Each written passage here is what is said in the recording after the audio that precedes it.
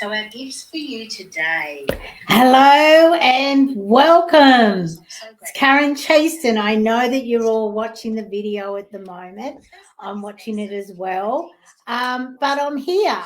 I am hoping that you are, here and able to, ask me some questions and say hi. And I'm really excited to be here and to be sharing all of this with you. I'm just trying to turn the other one off or turn it down so that you can see that I am ready and waiting. And I hope that, you're all watching me on Facebook as well. So what can I say?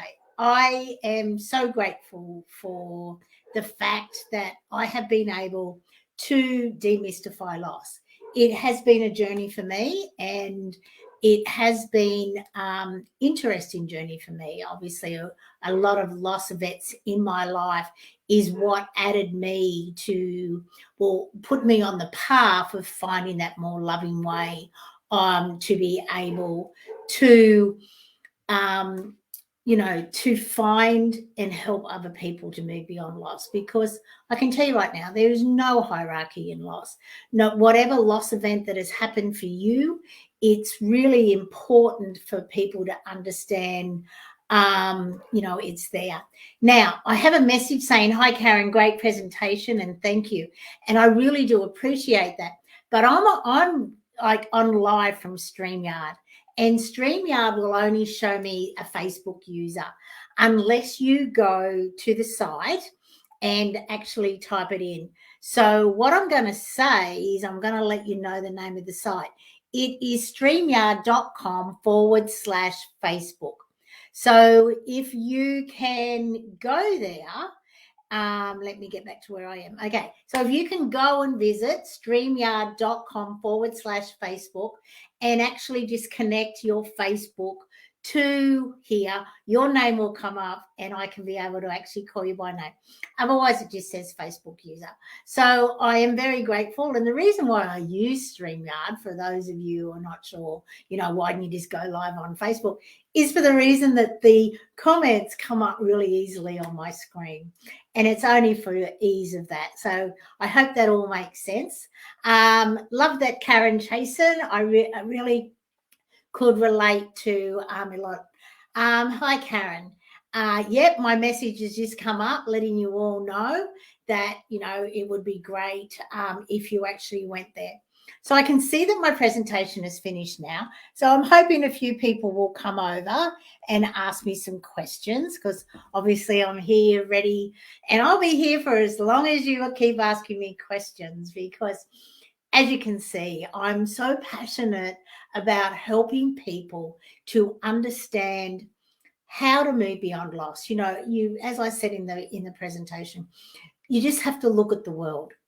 We are stuck. And the reason we're stuck, and I honestly know and believe this, is because we don't know how to move beyond loss. Everything that I teach people, I really honestly believe we all should have been taught at school. Would we have valued it? Maybe not. But do you know what? We would have actually been able to do, like a thing. Hi, Tom. Great to see you here. What's Tom got to say? How do you attempt to repeat patterns, resulting in loss? Is that what you mean? How do you attempt to repeat patterns, resulting in loss?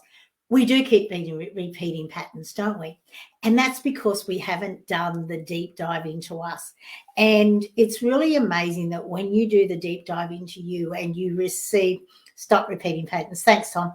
What you end up doing is, when you do that deep dive and you do that 5-step gift of loss process, you actually deep dive into, the step when you work with me is you actually create a life history loss graph. And it starts from the time you were born all the way up to who you are now, whatever age you are. And what you do is you list all of your loss events throughout your life. And we learn so much more from loss than we ever will from our great times. So when you deep dive into your losses, you will start to see the pattern, and you'll start to see, oh, I am, creating this. I am, how often do you see it? You women, especially, and men as well, they keep dating the same partner, but in a different body.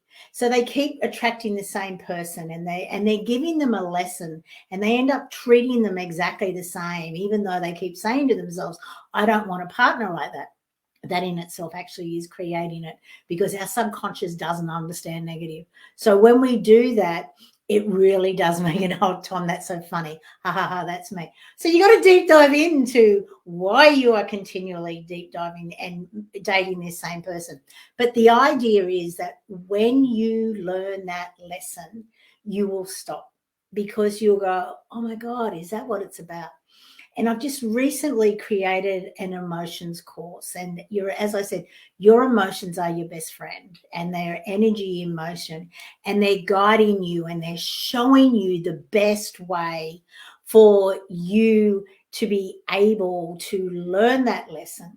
So the emotion can do what it's meant to do, and energy, emotion, and move out of your body. Sure, you may get another one, but that's the best way, Tom. And thank you for asking. You want to stop repeating the same patterns, stop, having those continual losses, whether it's a, divorce, a separation, a job loss, any of the 40 plus.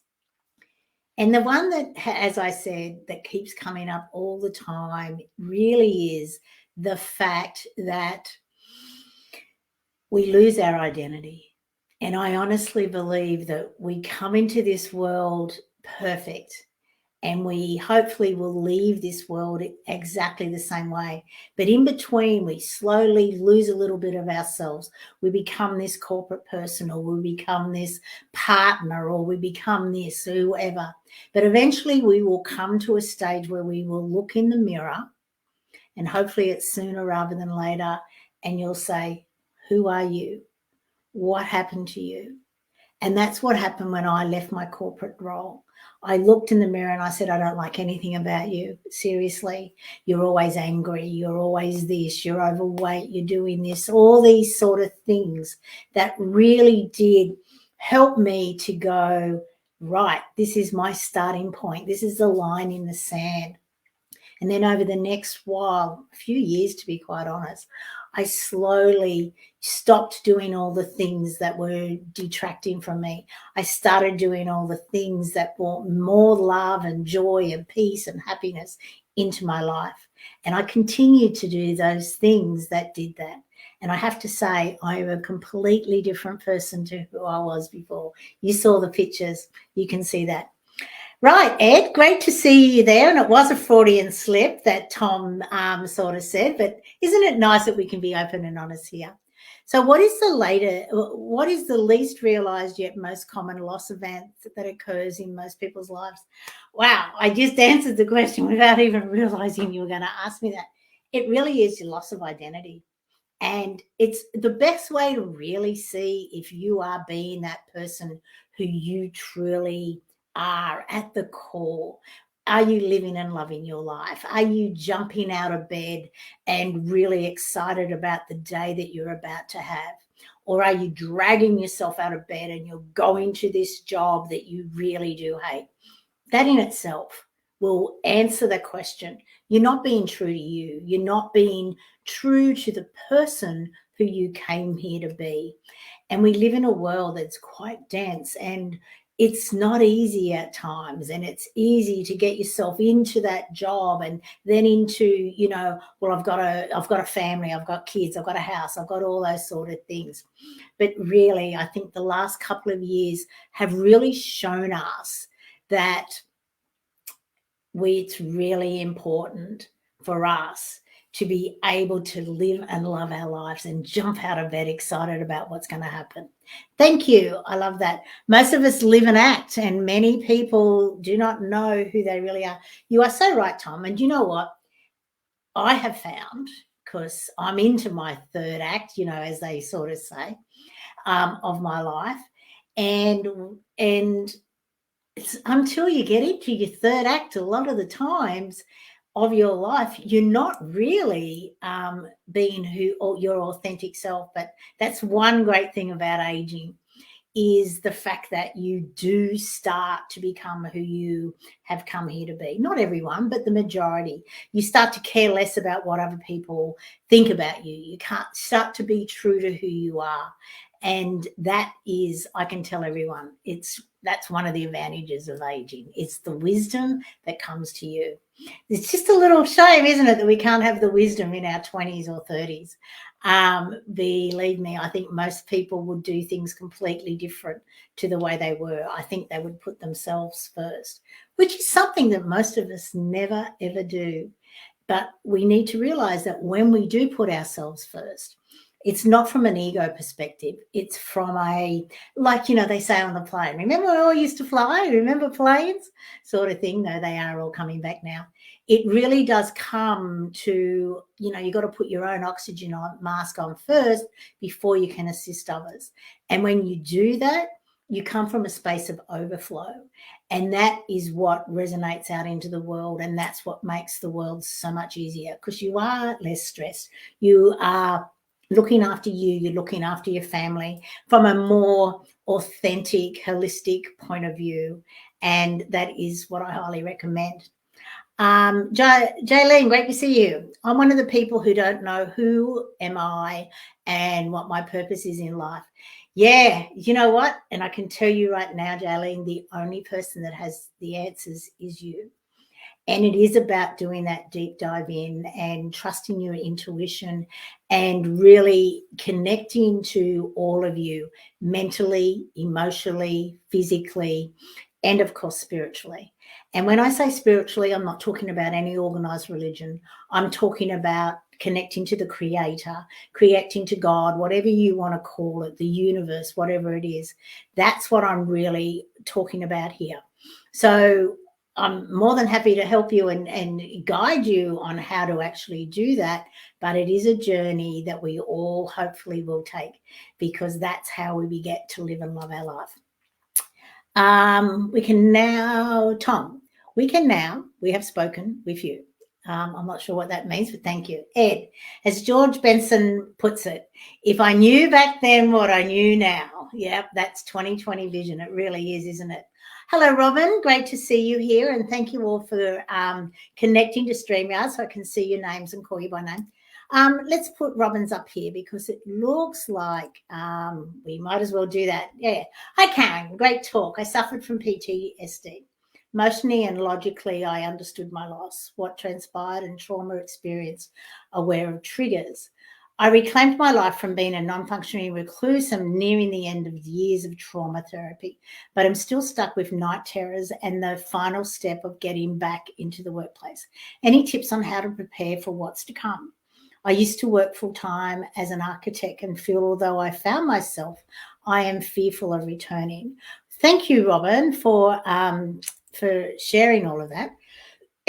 My question, I guess, is more importantly, is it the work that you may be a little bit scared of? Is it something that really lights you up, or is that part of it? Because what I have found that no matter what trauma you have been through, and you have been through quite a lot by the looks of it, it's really important for you to realize that moving forward, you're going to be different. The old person is gone, and for the last couple of years, we've all been hearing, oh, let's get back to normal. Let's get back to normal. I really don't know what normal is, because your normal is not my normal. So my question to you is, returning to work is, excuse me, is it the job that you know will light you up, will get you out of bed? And are you using all of your talents? Or are you returning to a job just for a paycheck? And I don't want to demean that in any way. But what I've found that is when people have this amazing goal of leaving the place where they're not happy, even if it takes them 5 years to get there, they draw a line in the sand and then they figure out how they can get there. Because,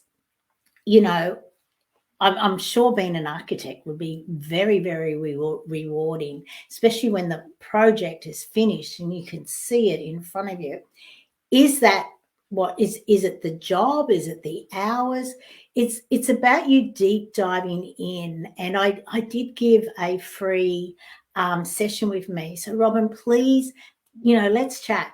Let's sit and chat and just have a look at all of the different possibilities of what you could do moving forward that will assist you to begin to get excited about your day. And I'm not going to say that I understand what you've been through, because I haven't experienced PTSD. And even, if I meet someone who has lost a child like I have, always been made redundant like I was, I don't ever pretend to know what they have been going through, because even though our losses are similar, we've always walked a different life path. So therefore, our interpretations and the way that we look at things are completely different. So please take up my offer to book into my calendar, and I'd love to have a 30-minute chat with you to be able to just look at different possibilities, different perspective. That's one thing I do find is since I have really left my corporate brain, left brain sort of thing, and activated my right brain more, I do look at things completely different. Thanks, Tom. And Ed, thank you very much. And it is a great question that Robin has put up, which is why I put it up for everyone to see. But I sort of disappeared. That's what happens when you're only 5'1", isn't it? You just sort of disappear. Do you think experience loss is an essential ingredient to get to truly know yourselves? Yes, I do. I honestly believe that every single loss event that comes into your life is to assist you to become the person who you came here to be. Unfortunately, we have created a world of avoidance, as I said in the presentation, and most of us do not want to deep dive into the pain, and it is painful, but it's so much more rewarding because you learn those lessons and you get to understand not only you but other people as well. And through really deep diving into what is happening, you will always find a gem. You will always find a beautiful lesson. And many years ago, I was talking to someone. I said, oh, there's a lesson here and there's a lesson there. And I went, oh. And she goes, what's wrong? What's wrong? And I said, lesson. The sooner you get the lesson, the less on you. See, our language is telling us how to live our lives. So it is about deep diving in to find that lesson, because you will always be rewarded for your efforts of looking into it and finding that different perspective, and removing the emotions from what has happened isn't easy. But when you do, because when you're in your emotions, you're sort of in survival and you're in your reptilian brain. And when you come back into your logical thinking and everything, you will be able to find those gifts and you will be able to find that way forward. And it is a beautiful process, the gift of loss, because nothing is better than being able to realize that there was two people in this relationship, and we both have probably done and said things that were not ideal at times. And of course, we've also done and said things that were just perfect at times. And it's about acknowledging that so that you can know how to apologize, forgive, and acknowledge, because there is always those things about any sort of relationship. Peter, nice to see you here. Let's put yours up. Hi, Karen. Amazing session moving forward from relationship endings. It can be difficult to stop friendships and other family members and friends. How is the best done to move forward? It is, as I just said, it is about finding that gift in the relationship. You know, many years ago, I met a lady and she had been divorced, I think probably about 10 years at that stage. And she said, you know, she was very angry at her husband. And it's actually in my book, this story. And she said that she was very angry at her husband because he was the one that broke up the marriage. And she really was so angry for a long time that when they divorced, she took him to town and she literally got something like 80% of their assets. So she had a really good lawyer. But then she said, and I went, oh, wow, good on you. And she said, no, I did the worst thing possible, because what I did was I broke him, and he's the father of my children. And so now he isn't as wealthy as me, and he lives in a poorer part of town, and the kids don't like going there, and all these sort of things. So she continually started to break him and break him and break him. And she said it was the worst thing I ever did. She said, it would have been good if I could have been amicable. We did love each other once, but I was very, very angry and very, very hurt, and I wanted him to pay. She said, but unfortunately, he paid too long, because it really did break up my children and his relationship. So it's about understanding that you can have an amicable relationship.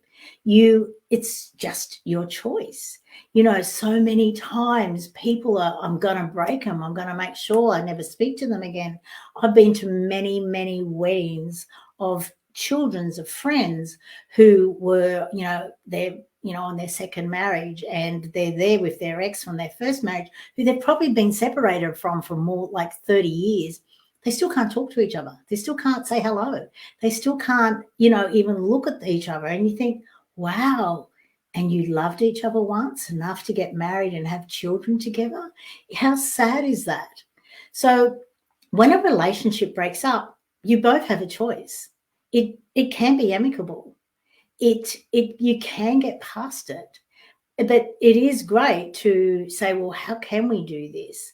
And it's about removing the hurt. And that's why I love the gift of loss process, because it really does come to you so that you can clearly see the things where you can forgive, apologize, and acknowledge. And therefore, you can, moving forward, have that amicable relationship, especially when you have children. And, and it's so much easier on the friends if you're not blaming each other continually. And there's no reason why you all cannot be, have joint friends. My brother and his wife broke up, and I told them both, I'm still staying friends with both of you. Just please never talk to me about the other person. When we're together, we're together. I don't want to hear about your ex or this or that. And we all honor that agreement. And there is no reason why you cannot all stay friends. But it's about being conscious of it. And it's about really knowing that it's up to you. You all have a choice. Anything can be amicable if you choose it to be. And just move the emotion out. It's not easy. That's why I created an emotions course, which is called Your Emotional Best Friend, because your emotions can become your best friend. I hope that answers your question, Peter. If not, book in for a free 30-minute session as I have gifted, and I'd love to talk further about it. Right. I'm coming to the end of the questions. Are there any more? Looks like we've been on for nearly half an hour, which is so great. I really do appreciate it. I guess Tom or Ed, you'll let me know if there's any more questions. No point in standing here. And, as much as I love being here, I must admit, answering questions and just seeing. Oh, great, Peter. I'm glad that sort of answered your question. Right. I just don't know. Is there any more questions or what is it? What's the, I don't want to take off if anyone has any more questions. Right. As you can tell. Jaylene, thank you so much for your lovely words. Thank you. Yeah, some people are still watching the video. So more questions will pop up later. So does that mean you want me to stay on live, or I'll answer them over the next couple of days? Because I'm more than happy to. And I'd like to really, take the time now to thank Tom and Ed for all of their hard work that putting this series together and bringing so many different people together, which in itself is absolutely amazing. The topics are so diverse and so different that it's really important that we watch every day and we come along and we go, oh, wow, this is a different topic. And you'll always learn something. Even if you think you know the topic, there is always someone's different perspective that will really, really help you to be able to, find out more. And the more you know, the greater your life becomes. And it just broadens your perspective. Which is how we make the world the loving place that we're all trying to make it. I'm pretty sure that's it. Well, that's it. Ed's asked a question. How do your loss programs assist businesses to become more productive and profitable? Thank you, Ed. Yes, when I deep dived into loss, and the more and more I deep dived into it, the more I started to understand people. And the more I reflected, imagine if I'd understood people the way that I do now when I was in my corporate life, the way I understood profits. And that's when I really started to see the great connection is, people in every workplace. Most of them have not moved through their losses. Most of them are going through a lot of losses at the moment. It could be their parents are sick, or it could be their children are sick, or, they've lost someone, or the marriage is falling apart, or their health. It could be anything. There's so many different loss events. So what I found was the more that we could help people, and it's not a couch session, the more we could help people to move beyond whatever they're going through in their life and to also heal what has happened in the past, the more they can actually rock up to work, be present, productive, and get their job done, because then their mind's not wandering, or they're not distracted, or they're not, using those avoidance tactics to get through the night or the day. They're not coming to work hangover or, bloated or whatever. And, they're not coming to work because they've been wasting all their money on retail therapy or all those other things just to get through the day. So that's what I do, is I go into businesses and I actually help them to help their employees to be able to deep dive into their life, so that then when they come to work, they can be fully present, because they've got all the other areas of their life ticking along nicely. So thanks for asking that. Okay, great, Tom. Thanks, Karen. We are so happy with how it is all unfolding. Yep, I'm sure you are. Well, everyone, I'm going to leave you now. So thank you so much for watching the video, for being here, and also for asking me these amazing questions. And as I said, please do take up the offer of having a 30-minute chat with me, because I'm pretty sure that you will not only have a great time and a great conversation with me, but I will also learn and grow from chatting with you. So have a great evening, and I look forward to seeing you soon. Bye.